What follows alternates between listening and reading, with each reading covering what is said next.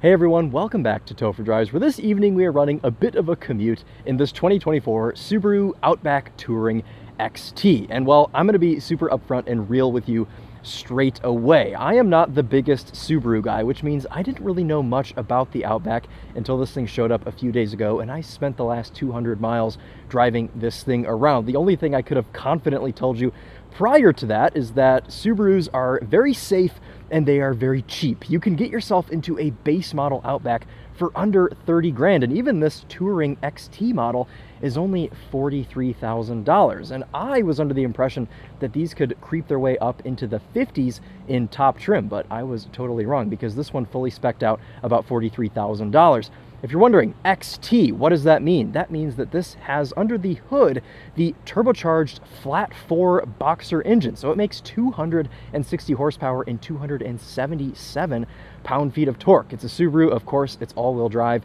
and of course it has a CVT. But I like that there are still some so-called wagons on the market, even though this one over the years has, in my opinion, become kind of less of a wagon. There were a lot of cool versions of this back in the 90s and 2000s, LL Beans and things like that.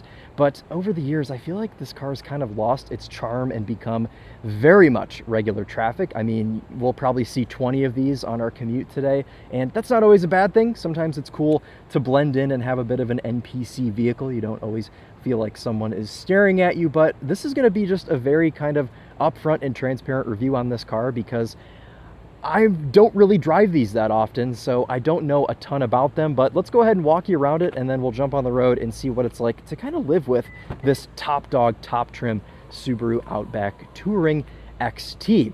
Being that this is a wagon, we have a pretty good amount of room in the back, and we even have these optional accessory all-weather mats that extends, of course, to the back. We have a privacy shade as well, and if we lift all of this up, we do actually still have, under this massive pile of tools and foam and everything, a spare wheel and tire, which is a Goodyear 155/80/17. So it is a bit of a space saver, but it is somewhat of a decent size to be able to limp you to the nearest service station or whatever. So nice to see that we have a spare here in this Subaru wagon. This top trim Touring XT comes with a Harman Kardon sound system, which we will make sure to test out later.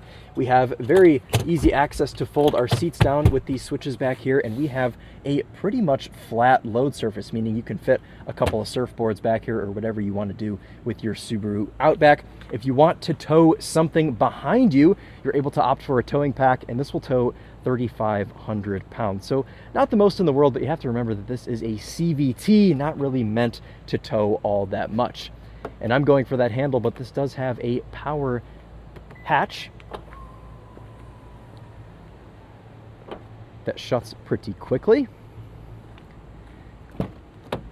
It's funny, we were driving the Lamborghini Urus a couple of weeks ago, and the way that these wheel arches are, this kind of wacky cladding design kind of reminds me of that Lamborghini just a little bit. My neighbor made a joke to me and he said, "Oh, you have another Lamborghini this week." And yeah, anyways.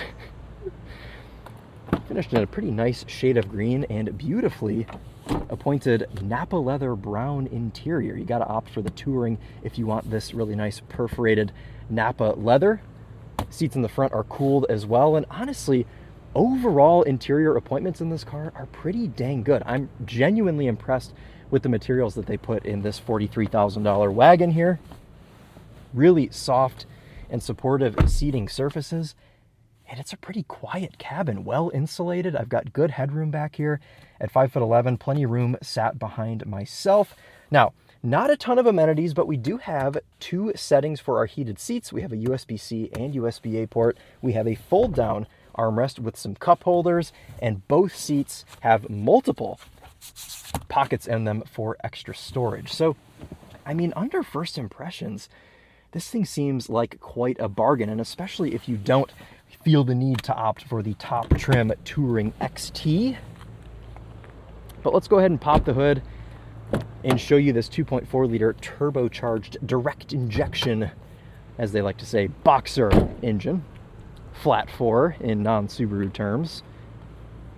And this, for your $43,000, does not come with hood struts, which means there should be a hood prop somewhere. There it is. That goes right there. Okay. Top mount intercooler there, and overall a pretty honest looking engine bay. No engine covers or anything like that.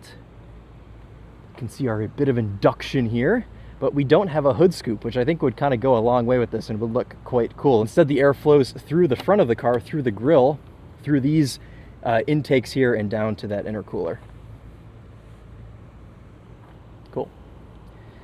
It is 90 degrees out today. I am burning myself on all of these materials. Ooh, I wish this had hood struts. Okay, overall exterior design language, I mean, it's a car, it's a wagon, it's really not anything uber inspiring, but I think that they've kind of stepped it up a bit for these last couple of model years, made the cladding look a little bit funkier, and I don't know. Obviously, you can opt for like the Onyx edition, which blacks some things out, or you can go full Subaru and get the wilderness trim with all kinds of ground clearance and gold stuff everywhere and whatnot. But I think this is the one I would go for, because when Subaru makes a top trim like this, it does seem to feel pretty nice, at least from this car. So treat yourself to some Napa leather, to the turbo motor. Up front, equally nicely appointed, of course, to the back seat. Lots of good detail on these door panels. We have 2 memory seat settings up here, 4 auto up-down windows.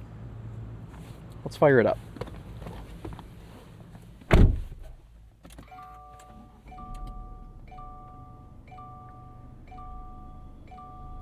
And up front, things are pretty simple. We have this nice leather-wrapped steering wheel with paddle shifters for this 8-speed simulated manual shift mode on our CVT, which is a bit silly, but you do have it if you want to manually shift gears.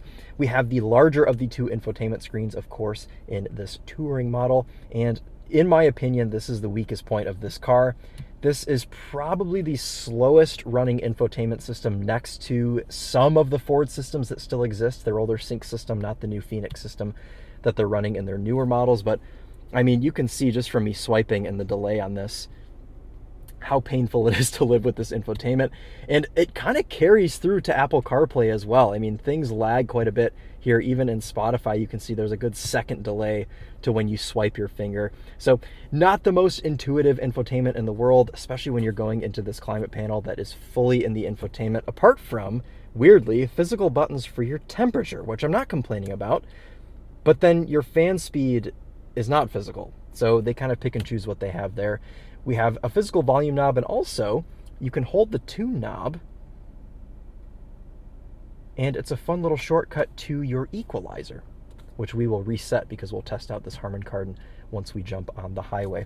We have an analog cluster, which I have absolutely no problem with, but it's just another one of those things you can see where Subaru is able to sell you this car for the low 40s. There are definitely some price cutting points where you can see no leather on top of the dash or top of the door panels or anything like that. But what I will say is Subaru does not mess around when it comes to safety, and that goes to their safety tech as well. This has just about every driver aid you can imagine: steering assist, adaptive cruise. This even has facial recognition. This will scan you. This little like robot looking panel right here scans your face when you get in. It knows who you are. It can see if you're paying attention to the road. Of course, we have Subaru EyeSight, which is up here, and we have a camera rearview mirror as well, which isn't really needed because the visibility in this thing is pretty dang good. But I always like to see a camera rearview mirror in a car like this, and especially for around 40 grand, pretty nice value. So let's go ahead and jump on the road, and we'll show you what it's like to do a commute in this Subaru Outback. Disengage our electronic parking brake, and you can see another bit of a weak point here for this Outback, and that is the quality of the parking cameras. We do have a front and rear camera on this thing, but they do look like they're from 15 years ago. So pretty low res. You can see our front camera here. Still better than nothing if you're somebody that likes to use your Subaru to go camping, you're doing trails and things like that. You want to have this camera up in front of you and utilize your 8 or so inches of ground clearance, which I will admit is quite impressive for something like this. Then you're able to do so.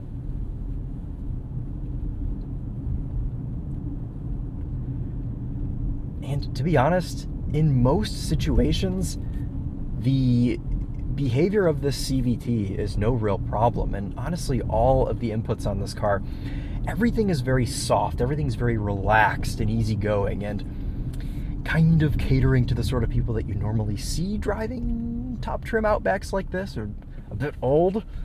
And I do most of the time kind of just feel like I'm driving a Buick Park Avenue. And that's not a bad thing for a daily driver. It gets the job done. Our in-house nav is powered by TomTom, so it's a bit of an ancient-looking system, but everybody just uses CarPlay now anyways, and this does have wireless CarPlay integration like I showed you earlier.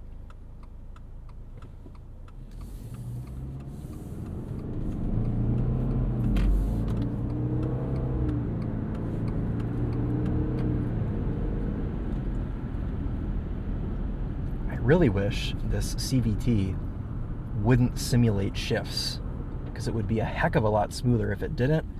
And come on, it's not fooling anybody. I don't need pretend gears.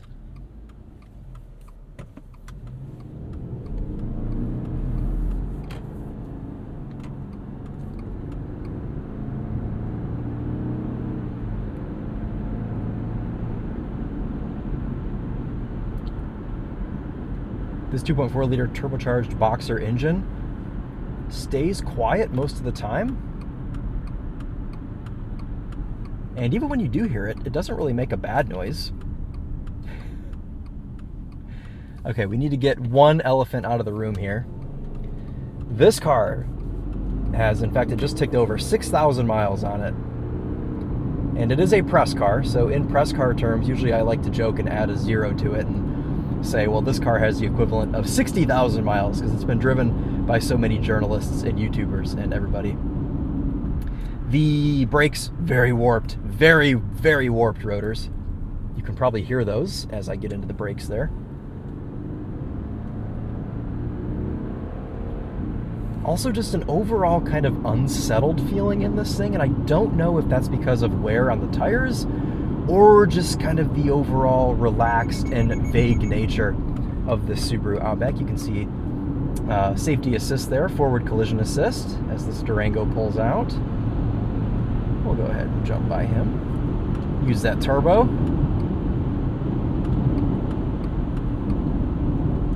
Get back on those brakes. Pretty light steering. Yeah, a lot of understeer there, a lot of push.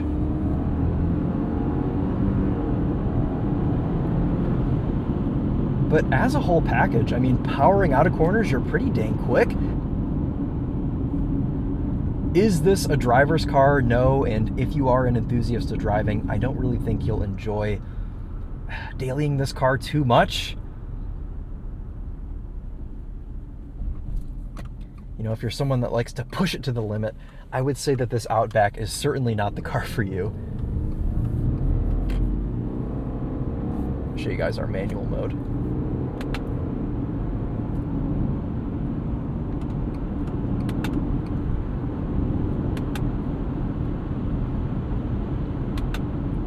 Nice clicks from the paddle shifters. I mean, no real complaints.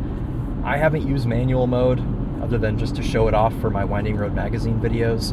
I don't really think it's very intuitive, and I never really enjoy shifting CVTs manually, but at the end of the day, it's not what this car is about. This car is about this sort of thing: jumping on the highway, doing a road trip, doing your daily commute, having enough room for your family, and honestly, it completes that mission pretty dang well. I have never really been a big fan of really any Subaru products. I appreciate the WRX, I appreciate the BRZ, but some of their normal stuff, it's usually just really not for me. But this has probably been the nicest experience I've had. You know, I try to take myself out of this car enthusiast headspace to where I'm constantly thinking about steering and throttle response and brake feel and everything like that. And I try to just put myself in the position of someone that wants to roll out of bed in the morning, jump into their car, and just go somewhere. And honestly, this car does that pretty dang well. It's really comfortable. Ingress and egress is nice. Most of the tech works if you can deal with, you know, that like second delay that I showed you guys earlier. Everything's pretty straightforward in here. You can see a little bit of that unsettledness here on the highway. I'm gonna blame that on certain magazine outlets that have probably already had this car and have tortured these tires over the last 6,000 miles. Okay, let's settle in here. Let's set our cruise control. We'll kind of just let this thing do its thing. I'm gonna set it 79 here. Steering assist is on. You can toggle that on and off here, as well as your adaptive cruise on the right-hand side of the steering wheel.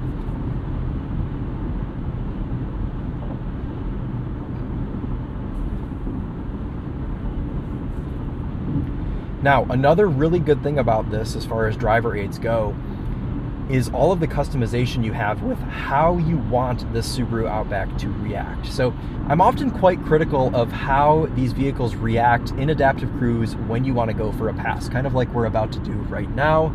We're going to let this Nissan Rogue sneak around us first, and then we're going to go for a pass. And something that I never like to see is when you put your turn signal on, you want to go for a pass, the car hesitates and you feel like you're holding up traffic if you do have people coming in the left lane barreling up behind you.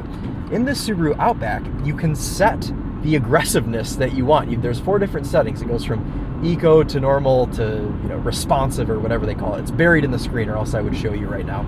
I'll stick in a little piece of B-roll so you can see what I'm on about. But I've got mine set to the most aggressive setting, and while it still isn't as aggressive as some systems are, it gets the job done and I don't feel like I'm holding up traffic. You can also toggle to turn on or off the beep that it does as soon as it locks onto a car. So you can see I just did it there. You get this green light here with your eyesight. And I actually did have that beep turned off, but my buddy Dane was riding in the car with me yesterday and he turned it back on and I forgot to turn that back off. So we will have to listen to a little bit of beeping as we go down the road. But speaking of going down the road, I mean, it's really where this car shines. The seat, I mean, this Nappa leather, it's so soft. The actual seat itself is quite supportive. We do have more lumbar adjustment than a lot of cars on the market. It can go up and down, it can go in and out, of course, as lumbar does. But a pretty good amount of adjustment here with this seat, not to mention 2 memory settings. But the best thing, by a mile, as far as comfort goes, are how cozy your elbows can be in this car. This has some of the squishiest surfaces to rest your arms for a long trip, which means you can set yourself up really nice in this driver's compartment. Really good seating position, rest your arms on the steering wheel, which is also a nice shape, feels nice in the hands, has an equally soft leather on it. And I've got this seat adjusted all the way down. I can still see most of the hood. Of course, you could raise the seat up if you're a bit shorter, but I'm coming to terms with the fact that I've quite enjoyed living with this Subaru Outback this week. And I don't mean that in a bad way. I'm not saying that you should feel bad about wanting to have a Subaru Outback, because I do genuinely see the appeal. I understand why I see so dang many of these wagons on my daily commutes. I pass like at least 20 of them on a daily basis. You may be thinking, oh, the turbocharged boxer engine, doesn't that add a little bit of flair and pizzazz to this? No, it does not. But I'll tell you, what it does do is aid you in the instances where you need to get out of your own way. You need to pull out into traffic. And honestly, I would count that as a safety feature. I think you may as well spend the extra like $1,500 or whatever it is to go up from the Touring to the Touring XT to get yourself this turbocharged power plant, because it really makes all the difference from the NA, I mean, for lack of a better word, gutless powertrain that they put in these Subarus. So good for merging, good for pulling into traffic. Otherwise, you don't notice it's there. It's whisper quiet.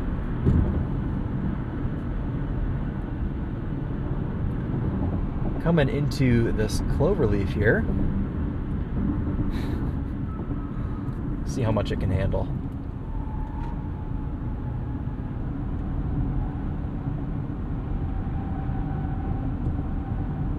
Coming in on this old school Suburban, I think.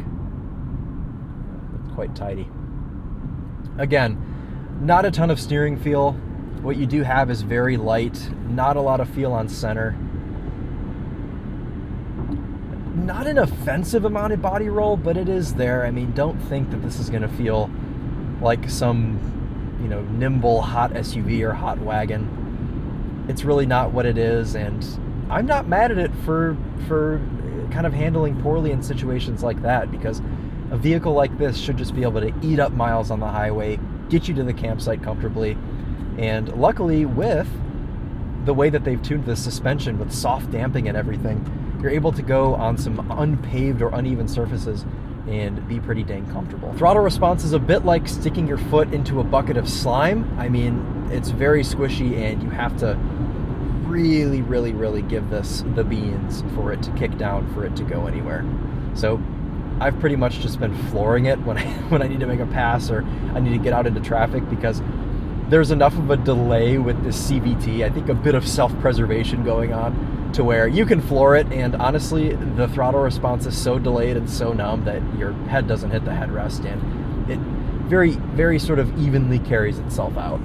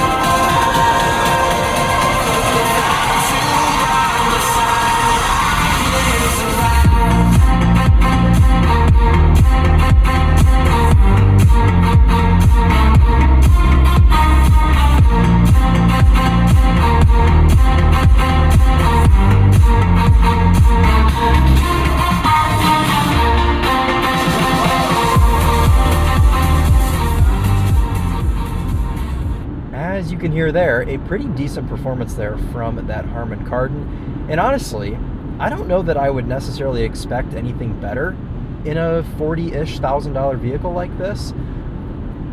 I was kind of progressively turning it down, because when you get really loud with this system, it does kind of fall on its face, and all of the sounds kind of blend together. So it's definitely not the best sound system in the world, but it's got decent power, decent complexity, up to about volume level 20 is kind of where I draw the line, to where it gets a little bit screechy and starts to hurt my ears after that. But I mean, plenty of sound system for this car. I don't really think I would expect anything better. The ride and just overall driving experience in this car is so smooth and forgiving. I'm taking a trip with Emily to Chicago later this week, and we have an EcoBoost Mustang, which is what I'm actually going out to pick up right now. I'm going to swap with the TheTopher. And part of me wishes I was taking this to Chicago instead of a Mustang, or instead of really anything. I mean, I would love to eat up some miles on the highway in this car, not have to really think about much. I mean, it's got good enough driver aids where it can do most of it for you, a good enough sound system, soft touch points, and really, 43 grand is not that expensive in the realm of things in today's world. $43,000 doesn't really get you much, but it'll get you this. So keep that in mind when you're looking at certain SUVs. I know this is classified as a wagon, and they call it a wagon. I think they still call it a wagon anyways. The Outback used to be a wagon, all sorts of cool like LL Bean trims and things, and they used to have fun with this platform. But anyways, where was I going with that? Oh, just because this is categorized as a wagon, don't think that it doesn't behave 99% the same as an SUV, because it does. Lots of good storage compartments for your passengers. There's a shelf over there right above the glove box.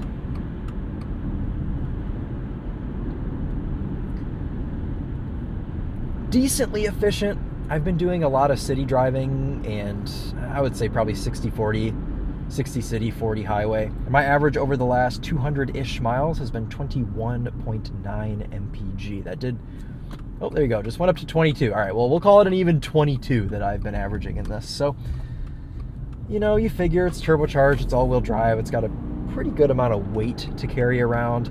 22 mpg definitely isn't, you know, the most unrealistic thing in the world. But I gotta say, guys, I can see the appeal. It's pretty dang well built. There aren't, I don't think, any rattles. I haven't noticed any rattles in this interior this week. I don't really have much bad to say about this, except I wish they'd honestly, throw the entire infotainment system away. I mean, just completely get rid of it. It's terrible. Just, I want a totally new screen. But otherwise, I don't love the throttle response. I don't like that I have to bury my foot into this thing to get it to go anywhere. Otherwise, though, for the mission that this car is trying to complete, for the market that they're trying to conquer with this thing, I think they've nailed it. Absolutely nailed it. Which is not what I expected to be saying about this car. Because the last one of these that I drove was the Wilderness trim, and that was, I think it's been 2 years at this point.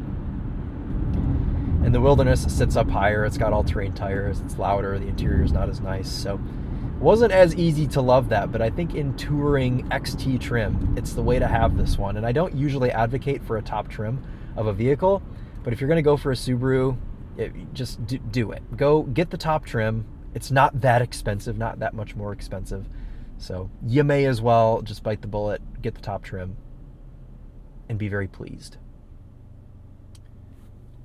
Auto stop start is defeatable by, you guessed it, a button in the infotainment. Another good thing about the Touring over the Wilderness is you're a bit more inconspicuous in this car. You feel a bit less of a, which I will bleep that word, but you guys will know what I'm on about. You look a bit silly driving around in the Wilderness trim, and you know, if you're one of the few people that's actually using it, then all the power to you. Let's pull into the office. Let's wrap up our drive here today with this Subaru Outback Touring XT.